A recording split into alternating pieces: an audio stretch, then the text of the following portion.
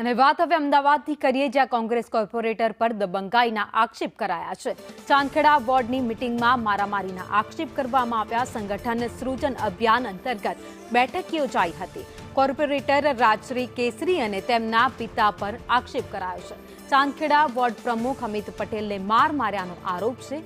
Ward પ્રભારીની હાજરીમાં જ ward પ્રમુખને માર મારવામાં આવ્યો, તો અમિત પટેલે શિસ્તભંગ હેઠળ પગલાં લેવા પણ માંગ કરી છે। તો મારામારી તો અમારા કોર્પોરેટર શ્રી દ્વારા મારી પર હુમલો કરવામાં આવેલો। પહેલાં એમના ફાધરે મારી પર હુમલો કર્યો, પછી કોર્પોરેટર શ્રી બી હાથ ચાલાકી કરવા માટે આવેલા।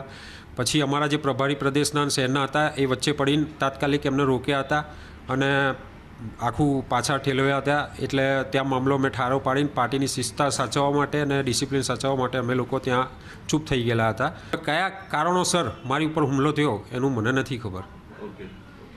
શું આશા રાખો છો તમે હવે પક્ષ પાસેથી? મારી પક્ષ મને વિશ્વાસ છે કે આના ઉપર મારી પાસે ન્યાય કરશે। પ્લસ આવું અવારનવાર બીજા વોર્ડમાં શહેરમાં આવો બનાવ ના બને એના પહેલાં આ તકેદારી રૂપે ભાગરૂપે સારામાં સારા પગલાં ભરશે, જેથી કોંગ્રેસની શિસ્ત અને જે કોંગ્રેસના વફાદાર ટાઈગરો છે એમને ન્યાય મળે।